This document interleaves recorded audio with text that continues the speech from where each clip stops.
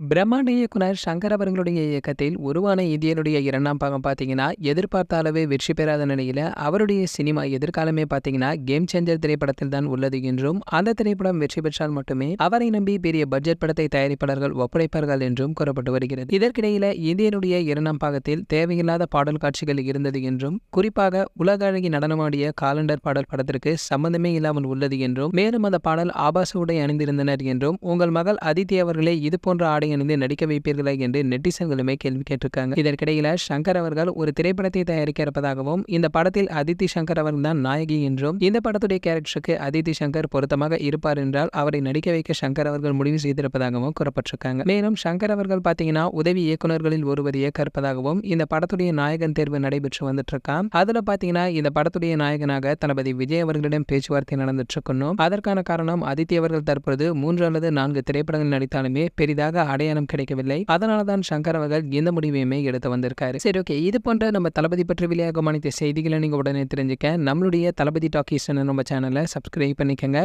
பக்கத்துல உள்ள பெல் ஐகானை கிளிக் பண்ணிட்டீங்கன்னா நீங்க நம்ம வீடியோவை மிஸ் பண்ணாம பார்க்கலாம்.